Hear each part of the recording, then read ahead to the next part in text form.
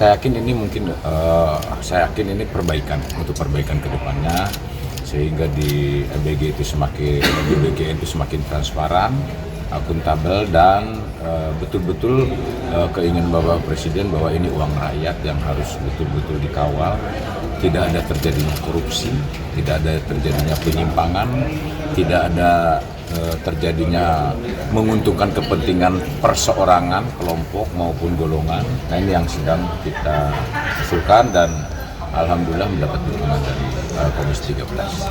Tadi Pak Dudung juga sempat singgung soal MBG itu kan semalam Bapak Presiden kemudian mencopot atau mengganti kepala BGN. Dari Pak Dudung melihatnya seperti apa Pak? Apakah itu sudah langkah yang tepat apa gimana? Oke, kemarin saya dengar memang bahwa kepala MPG ya BGN itu dicopot oleh Bapak Presiden.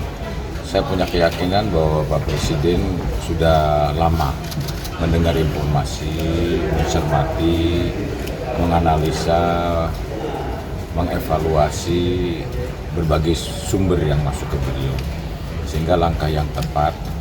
Saya yakin ini perbaikan untuk perbaikan ke depannya, sehingga di BGN itu semakin transparan, akuntabel, dan betul-betul keinginan Bapak Presiden bahwa ini uang rakyat yang harus betul-betul dikawal, tidak ada terjadinya korupsi, tidak ada terjadinya penyimpangan, tidak ada terjadinya menguntungkan kepentingan perseorangan, kelompok maupun golongan, tetapi betul-betul Bapak Presiden menginginkan bahwa ini untuk kepentingan rakyat.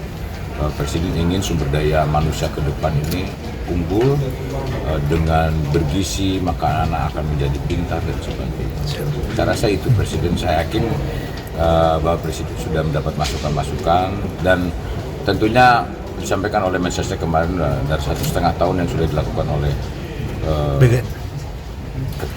Kepala BGN beserta wakilnya yang kemarin diberhentikan.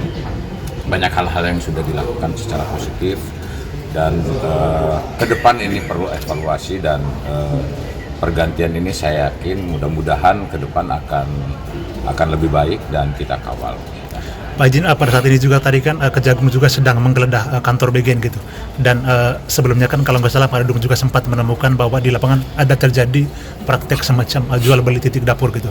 Apakah ini yang kemudian menjadi dasar dari Presiden kemudian mencopot Pak Dadan gitu? Ya, kemungkinan besar seperti itu. Banyaklah informasi beliau, saya rasa, ke Presiden yang nyampe bukan tidak serta-merta dari temuan saya di lapangan, tetapi dari banyak sumber lah.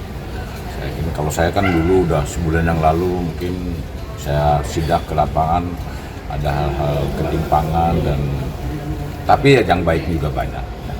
Tapi Presiden inginnya sempurna, bahwa semua itu tidak ada terjadi sedikit pun ada yang menyimpang dari program beliau. Karena itu tadi saya katakan, ini uang rakyat yang harus dipertanggungjawabkan kepada rakyat. Izin penegasan Pak Dudung, berarti itu kemudian salah satu faktor yang kemudian Bapak Presiden dalam hal ini mengevaluasi kepala BGN gitu, karena ada temuan. Pak, artinya rencana penggeledahan ini udah lama kalau memang sih Pak? Saya yakin sudah direncanakan. Bagaimana? Tapi dari Pak Dudung sendiri, apakah ada temuan lain sih Pak selain adanya praktik jual beli titik dapur gitu? Ya, saya pun dapat informasi seperti itu. Kalau saya lebih banyak melihat itu adalah bagaimana manajemennya sebetulnya yang harus diperbaiki ya. Niat baik Bapak Presiden untuk mencerdaskan anak-anak melalui program BGN ini, MBG ini, ya artinya tidak hanya sekedar makan saja, tetapi manajemen ini memang harus kita atur sehingga tidak ada celah-celah penyimpangan dimanfaatkan oleh yang punya dapur, punya yayasan, bahkan SPPG-nya sendiri, sehingga pastinya akan menurunkan kualitas. Ini yang akan kita kawal terus. Pokoknya saya akan cek di lapangan, dan saya temukan dan saya sampaikan ke wartawan. Itu aja. Saya nggak ada beban.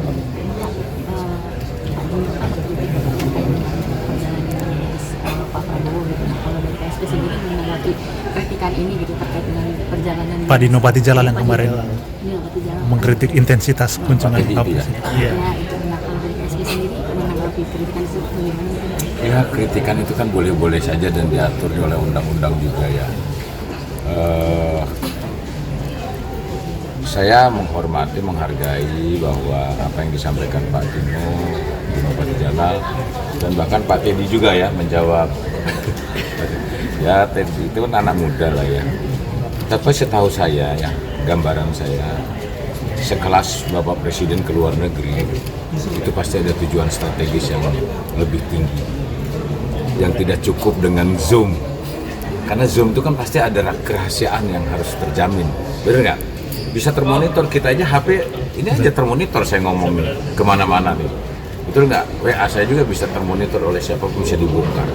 Jadi saya punya keyakinan bahwa Presiden harus, dengan situasi ekonomi global ini juga tidak baik-baik aja, situasi perang juga jadi situasi yang tidak baik, beliau bagaimana menjaga negara kesatuan Republik Indonesia dari segi ideologi, dari segi politik, ya dari segi pertahanan keamanan, dari segi ekonomi terutama, ya dari segi hukum.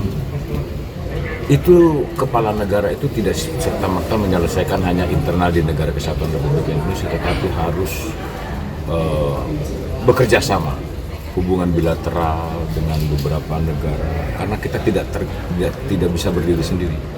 Kita masih membutuhkan impor, kita masih membutuhkan negosiasi dan kebutuhan-kebutuhan lainnya yang tidak bisa secara online kita bicara. Dengan telepon kita nggak bisa. Ada hal-hal khusus yang pasti beliau harus sampaikan empat mata. Nah itu yang perlu disikapi, ya, bahwa sekelas Presiden ke luar negeri itu, saya pun ke luar negeri ada izin, ada maksud dan tujuan, dan kita laporkan, kan begitu. Sekelas saya saja, sekelas menteri juga, tidak serta-merta. Tapi ada hal-hal yang lebih strategis menurut saya yang Bapak Presiden harus berangkat. Ya kalau jangan bandingannya Presiden dulu itu cuma sekian kali Presiden, nggak bisa seperti itu. Situasinya pun berbeda, Pak Presiden sekarang menjabat Presiden dengan situasi politik demikian, hutang sudah sekian banyak, berbeda dengan dulu. Mungkin Pak Jokowi pas menjabat dulunya cuma 2 triliun, Pak Presiden ditinggalkan 8.000 triliun misalnya kan. Nah beda lah. Jadi saya yakin beliau banyak program-program yang positif yang harus segera dituntaskan. Banyak hal-hal yang selama ini dimanfaatkan oleh pihak-pihak oligarki yang memanfaatkan kepentingan kelompok pribadinya, beliau ingin meluruskan dan itu dialihkan untuk kepentingan rakyat. Tujuan strategis itu apa? Banyak lah hal-hal yang strategis, ya kan nggak bisa disampaikan di sini dong. Bahwa antara pembicaraan Pak Presiden berbicara masalah pertahanan negara, masalah ekonomi dan sebagainya, kan banyak yang dibicarakan. Nanti kunjungannya ada soal ekonomi atau soal pertahanan? Banyak hal. Pak, Kan kita juga ada kerjasama masalah pembelian Pak, tapi ada narasi kalau Pak Presiden ke satu negara tapi ditolak, itu gimana Pak? Tidak ada, saya tidak ada. Saya tidak Jadi mendengar. semuanya sudah ada tujuannya Pak? Kalau Presiden ke negara-negara itu seminggu sebelumnya tuh sudah direncanakan bahwa sebulan nggak mungkin, ini kita kesini nggak mungkin. Nggak ada istilah ditolak di sana. Ya, Presiden kita cukup sangat baik hubungan bilateralnya dengan beberapa negara luar. Sangat diterima. Ya, thank you. Subscribe, share, like, and comment. Subscribe, share, like, and comment. Subscribe, share, like, and comment. Subscribe, share, like, and comment. Subscribe, share, like, and comment.